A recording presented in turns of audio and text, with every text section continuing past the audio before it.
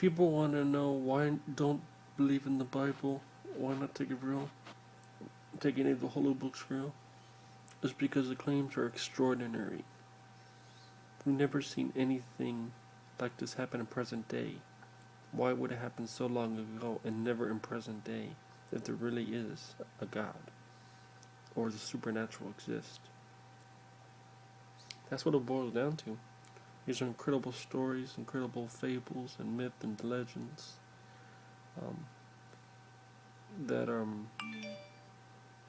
with evil laws and evil commandments and a book of evilness and controlling. You know, no person ever has lived in the whale to the present day. Snakes can't talk. Never. If they did, they would be still talking. You know, animals can't talk. Now look can howl and bark. They can't speak like humans can.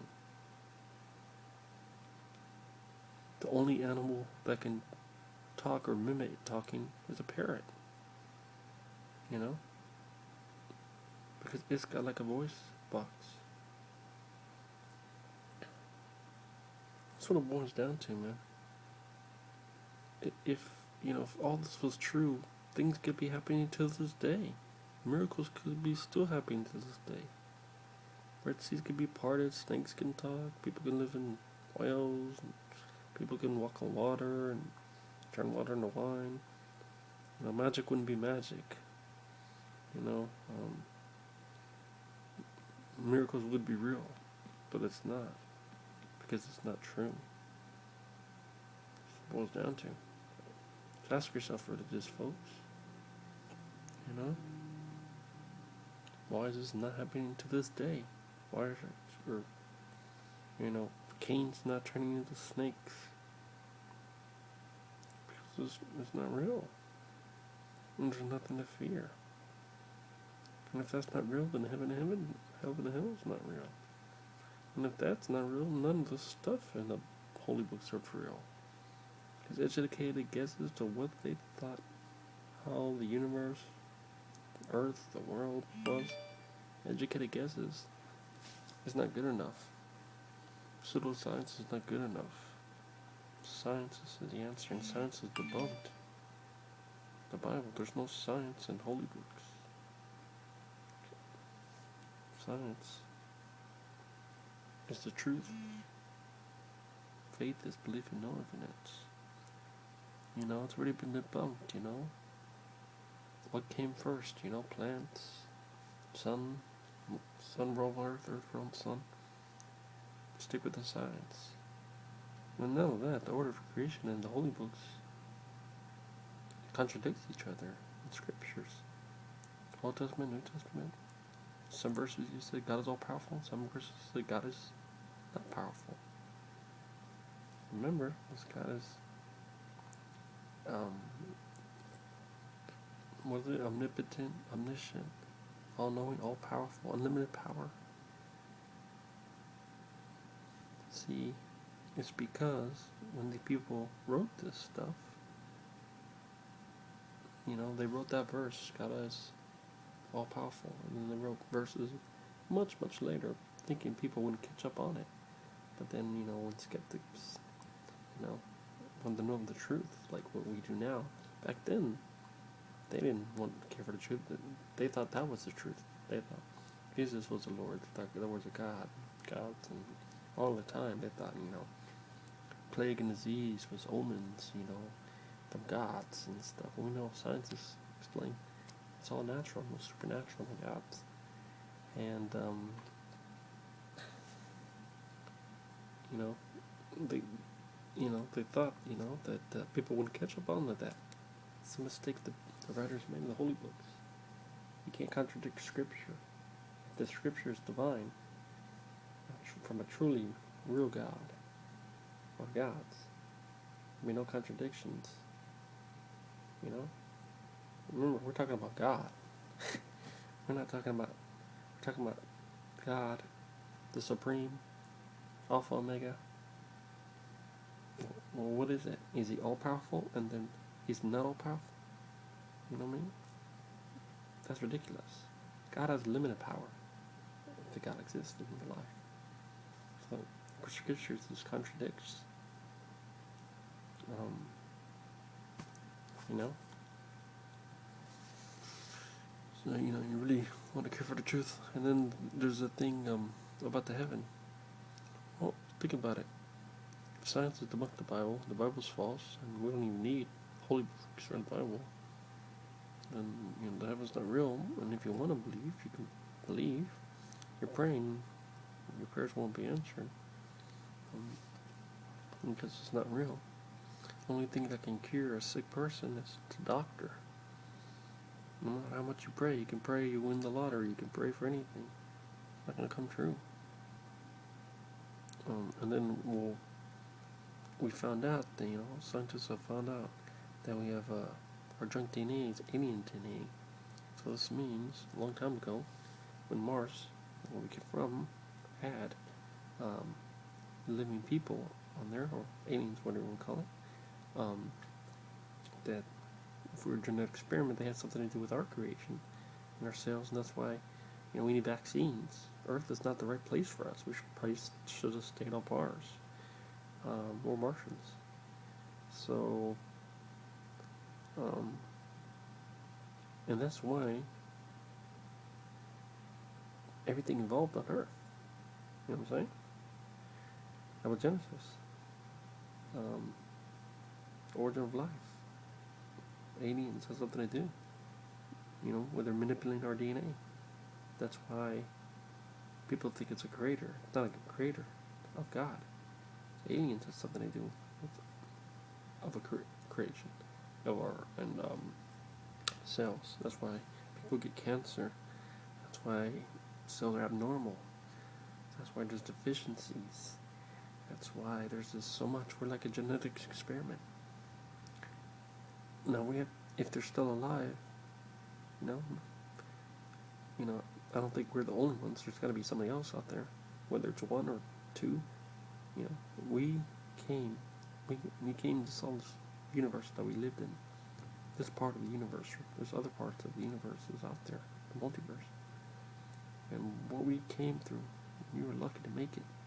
You probably shouldn't have made it. You were lucky. So when we go to the other planets, who knows, years into the future, then we can find these aliens and find more about the mystery of our existence. Why we're a genetic experiment. But the thing is, how are we going to talk to these aliens? Maybe it's through science. The universe is through science. Aliens is through science. And then you can speak to them through science. Maybe that's their language.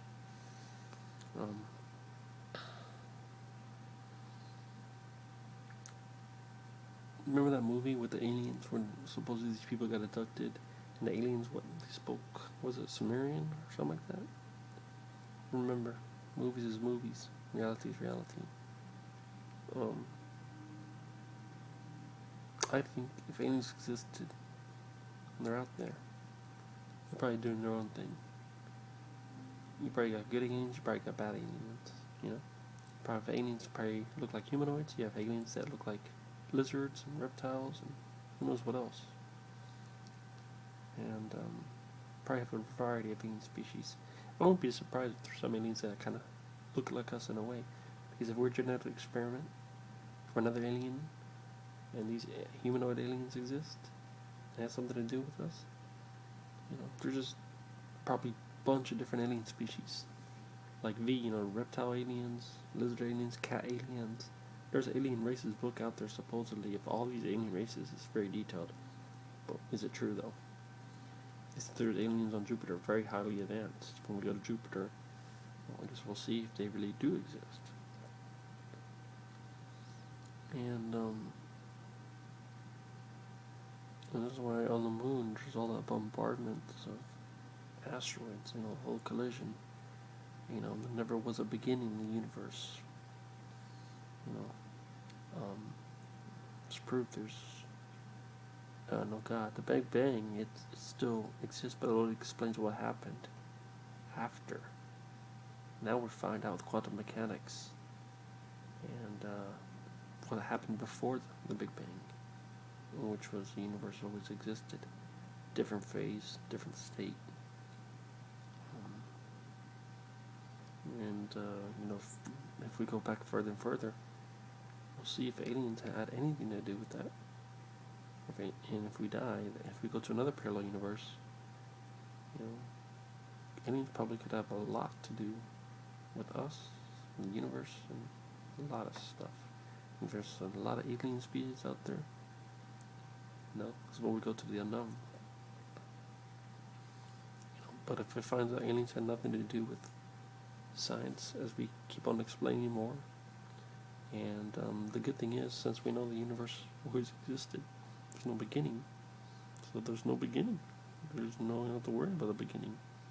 We're getting to the point where this is really going to put a dent into religious people, because religious people think there has to be a beginning. There has to be a beginning. Something can't come from nothing. It proves there's no beginning now. Because we're going to the unknown, dark energy, dark matter. And I believe probably, well, actually what I read, it says the law of gravity is going to come throughout this. When there are these more particles and different points of spaces and dark energy, dark matter, that's how the law of gravity coming up in. And if we do multiverse, there's probably different laws and so forth. So this is huge. The universe has no beginning. Yeah. We're already at that point, folks. 2015. Yeah, just imagine years from now. We're going to solve the universe. Hell yeah, we're going to solve it. It seems very hard to understand how can something come out of nothing? From the beginning. Yes, it's because you have to study science. You have to understand the procedure. When you understand it and study it, it's really fascinating when you really understand how it works. Science is mathematics, Universe is science, universe is mathematics. So, it's like an infinity universe, Think about it like, I don't know. It's like if you had an incurable disease or something, right? Remember? And then the disease is always there in your body, right?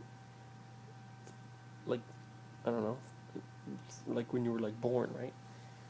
And it mutates and it changes at different states, different phases of that disease. That's how the universe was. Always existed, but it changed, different phases, different states. Everything rots, everything decays. You die. The maggots, the things eat your flesh and bones. And then after years and years, you're recycled. And you go back to the stars. Because remember, we wouldn't be here if the stars didn't explode. We have all the elements of the stars in our body. And all our atoms, we're going back to those stars. And they have zombie stars and dead stars. This is amazing. This is very poetic. This for me is more exciting than any divine being did it all. Now, if a divine being existed and came and talked and you could see in your face, could do amazing miracles in your face without faith, I'm talking about in reality, that would be amazing. That'd be very cool. And if it was a good God, why not? You can worship it if it was a cool, decent, non-evil God.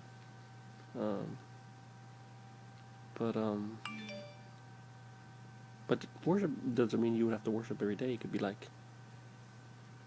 well, why would you need to worship if it could just appear anytime?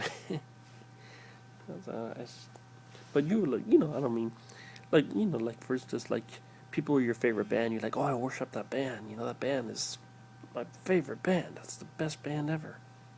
Well, in that sense.